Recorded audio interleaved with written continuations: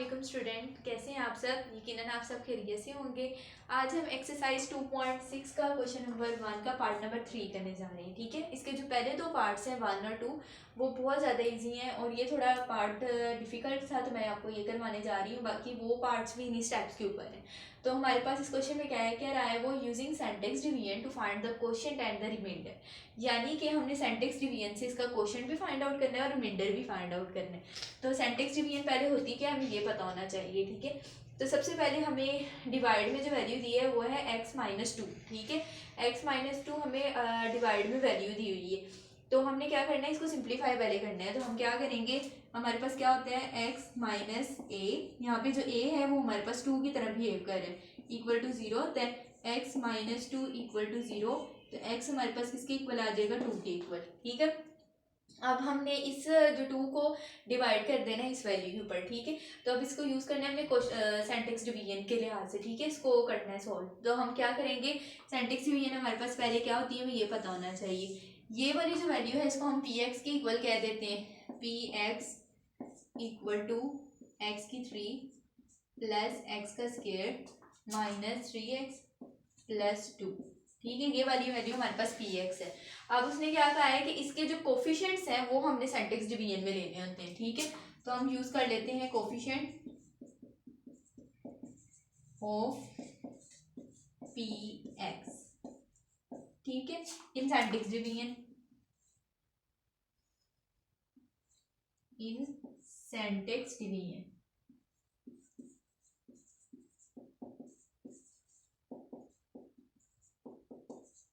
ठीक है, हमने जो इसके सेंटेक्स डिवीजन के कोफिशिएंट्स थे वो इसके अंदर यूज कर दिए। ठीक है, तो अब हमारे पास कोफिशिएंट्स क्या होते हैं, जो कि हमारे पास वेरिएबल्स के साथ होते हैं। तो हमारे पास यहाँ पे वेरिएबल के साथ क्या टर्म है, 1।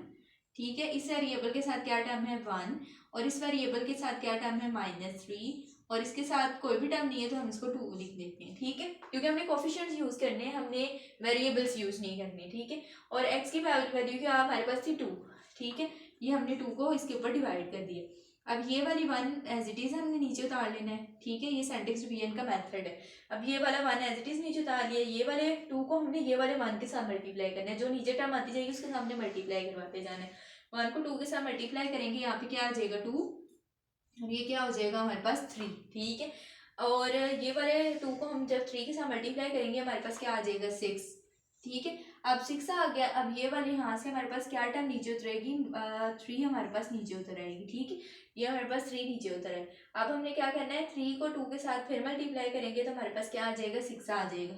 ठीक है, अब ये हमारे पास 6 आ गया, तो यहाँ पे क्या टर्म आ जाएगी हमारे पास, 6 को 2 के अंदर से निकालेंगे तो ये ऐड करेंगे तो हमारे पास क्या आ जाएगा, 8। ठीक है, ये हमारे पास 8 आ गया। अब उसने क्या कहा है कि हमारे पास जो रिमाइंडर है और क्वोशिएंट हमने बनाना है। ठीक है, तो हमारे पास क्वोशिएंट क्या आया है, क्वोशिएंट हमारे पास ये जो पी ऑफ एक्स था यही हमारे पास इसका क्वोशिएंट आ जाएगा। तो हम इसको क्वोशिएंट में लिखते हैं, Q of x equal to x की 3 plus x square minus 3x plus 2, और रिमाइंडर हमारे पास क्या है, 8। ठीक है, और ये हमारा आंसर है। Okay that's all. ये को जो क्वेश्चन नंबर 1 है उसके दोनों पार्ट बाकी भी सेम है। तो इन्हीं स्टेप्स के ऊपर अगर आपको कुछ समझना है तो आप कमेंट सेक्शन में पूछ सकते हैं। बिस्मिल्लाहिर्रहमानिर्रहीम। जी स्टूडेंट्स, हमने पहले 2.6 का क्वेश्चन नंबर 1 डिस्कस किया था, उसका थर्ड पार्ट। ठीक है, तो क्वेश्चन नंबर 2 भी उन्हीं स्टेप्स के ऊपर है। तो मैं आपको क्वेश्चन नंबर 3 की अंडरस्टैंडिंग देने जा रही हूँ, उसका सेकंड पार्ट हम करने जा रहे हैं। ठीक है, वो भी उसके अंदर भी हमने सेंटेक्स डिवीजन ही किया था, यहाँ पे भी हम सेंटेक्स डिवीजन ही करेंगे। यहाँ पे हमने फाइंड करनी है वैल्यू ऑफ एन और एम, एल और एम। ठीक है, तो ये हमें फाइंड करनी है। और हमारे पास पहले एक फैक्टर होता था, अब 2 फैक्टर्स हैं। ठीक है, अब 2 फैक्टर्स हमें गिवन है और ये हमें पोलिनोमियल गिवन है। ठीक है, सबसे पहले हम क्या करते हैं, solution P x equal to x की 3 माइनस 3l(x) का स्क्वायर प्लस 2m(x) प्लस 6, ये हमारे पास पोलिनोमियल गिवन है। अब यहाँ पे हमने सिंपल पहले जैसे किया था, x minus 1 equal to 0, x equal to 1 आ जाएगा, ये पॉजिटिव टर्म के लिए। और नेगेटिव के टर्म के लिए -1 equal to 0, x plus 1 equal to 0, तो ये आ जाएगा हमारे पास x इक्वल टू -1। ठीक है, ये टर्म आ गई, एक ये टर्म आ गई और एक ये टर्म आ गई। ठीक है, यहाँ पे हमने कौन सा लगाया है rule, x minus a is equal to 0। ठीक है, ये वाली वैल्यू के लिहाज से हमने ये दोनों टर्म्स निकाल ली हैं। ठीक है, अब इन दोनों टर्म्स के लिहाज से हमने सेंटेक्स डिवीजन चेक कर लेनी है। ठीक है, तो हमारे पास सेंटेक्स डिवीजन क्या आ जाएगी, पहले हम 1 के लिहाज से चेक कर लेते हैं। ठीक है, हमने इसके कोफिशिएंट्स लिखने हैं, वेरिएबल्स को काउंट नहीं करना। कोफिशिएंट्स हमारे पास क्या है, इसका कोफिशिएंट 1 है, इसका -3l है, इसका 2m है, और ये हमारे पास है कोफिशिएंट, इसके साथ कोई वेरिएबल नहीं है तो 6 आ जाएगा। ठीक है, तो ये आ जाएगा 1 - 3l।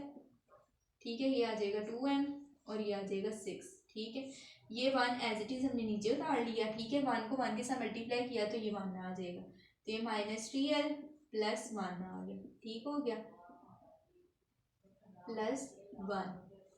ठीक है, अब ये हमारे पास आ गई वैल्यू। ठीक है, अब इसको साथ फिर हमने 1 के साथ मल्टीप्लाई किया तो क्या आ जाएगा, -3l + 1। ठीक है, अब ये वाली वैल्यू इसके साथ मल्टीप्लाई हुई है, हमारे पास आ जाएगा 2m -3l + 1। ठीक है, और ये वाली वैल्यू इसके साथ फिर मल्टीप्लाई होगी तो ये 6 के साथ आ जाएगा हमारे पास 2m -3l + 1। तो ये +1 और 6 हमारे पास ऐड हो जाएगा, ये हमारे पास आ जाएगा 7 + 2m -3l। ठीक हो गया, ये टर्म आ गया हमारे पास। ठीक है, अब यहाँ पे हमारे पास क्वोशंट ये टर्म आ जाएंगे और लास्ट वाला हमारे पास क्या आ जाना है, रिमाइंडर आ जाना है। ठीक है, अब हमारे पास क्वोशंट क्या आना है, यहाँ पे हम लिखते हैं ये रिड्यूस हो जाएगा x⁴ में, -3l + 1 के साथ आ जाएगा x। ठीक है, और यहाँ पे हमारे पास आ जाएगा +2m -3l + 1। ठीक है, इक्वल टू 0। ये हमारे पास आ जाएगा क्वोशंट। ठीक है, और ये हमारे पास क्या आ जाएगा, रिमाइंडर हमारे पास क्या आएगा, 7 + 2m -3l। ये हमारे पास आ गया रिमाइंडर। अब हमने क्या करना है, इस को चेक कर लेना है। इसको हम चेक करेंगे, पहले 1 के लिए किया है, अब हम -1 के लिए करेंगे। ठीक है, तो -1 के लिए हमारे पास क्या आ जाएगी, सेंटेक्स डिवीजन -1, सेम वही टर्म्स आएंगी, 1 -3l 2m और 6। ठीक है, 1 एज इट इज नीचे उतर जाएगा। ठीक है, जैसे हमने पहले किया है, -1 को उसके साथ मल्टीप्लाई करेंगे, -1 आ गया, माइनस हम कॉमन ले लेते हैं, +1 आ जाएगा।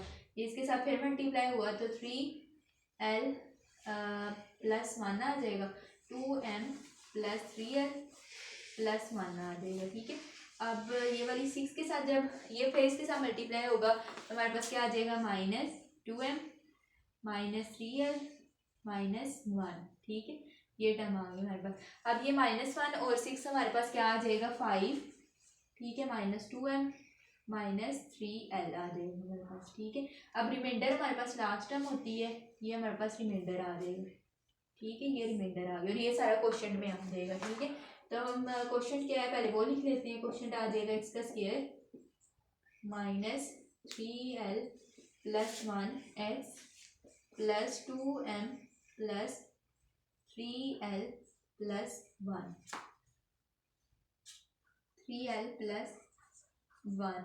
ठीक है, ये टर्म आ गई हमारे पास। और रिमाइंडर हमारे पास क्या है, लास्ट वाला रिमाइंडर है हमारे पास, r = 5 - 2m - 3l। ठीक हो गया, अब यहाँ पे 2 रिमाइंडर निकले हैं। पहले क्वेश्चन में हमारे पास सिर्फ एक सिंगल रिमाइंडर निकलता था। ठीक है, अब यहाँ पे 2 रिमाइंडर निकले हैं। अब इन दोनों रिमाइंडर को हमने आपस में कंपेयर करना है और हमारे पास l और m की वैल्यूज आ जाएंगी। ठीक है, तो अब पहले इनको कंपेयर करते हैं। सबसे पहले हमने इन दोनों को क्या करना है, इन दोनों को हम ऐड कर लेते हैं। ठीक है, इसको हम 1 का नाम दे लेते हैं, इसको हम 2 का नाम दे लेते हैं। ठीक है, ऐड 1 and 2। ठीक है, अब हमारे पास ये क्या है, 7 + 2m -3l, और वो क्या हमारे पास 5 - 2m सेकेंड इक्वेशन है हमारे पास -3l। इनको जब हम ऐड करेंगे ये दोनों कट जाएंगी और ये हमारे पास आ जाएगा 12 और ये आ जाएगा -6l = 0। अब ये हमारे पास आ जाएगा 12 = 6l, 12 / 6, ये से कैंसिल आउट हो जाएगा, ये आ जाएगा 2 और l की टर्म क्या आ गई 2। ठीक है, अब एल को हमने किसी एक इक्वेशन में पुट करना है और हमारे पास एम की इक्वेशन आ जाएगी, ठीक है।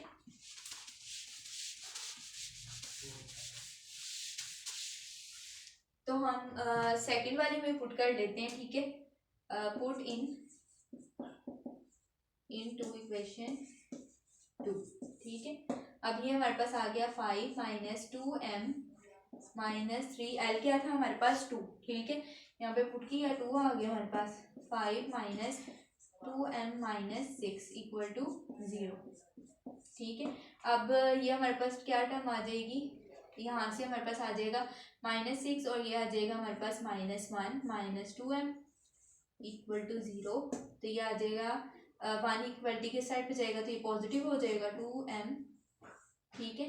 ये वाली टर्म हमारे पास माइनस में, और 1 ओवर हमारे पास क्या आ जाएगा -2 is equal to m। N की वैल्यू हमारे पास ये आ गई, ठीक है। हमने इस क्वेश्चन में फाइंड ही एल और एम की वैल्यूज करनी थी। एल की ये टर्म वैल्यूज आ गई और एम की ये आ गई, और बाकी 4 और 5 क्वेश्चन भी इससे रेलिवेंट हैं, इसी स्टेप्स के ऊपर हैं। तो अगर आपको कुछ समझ ना आए तो आप कमेंट सेक्शन में पूछ सकते हैं। Okay, that's all, thank you so much.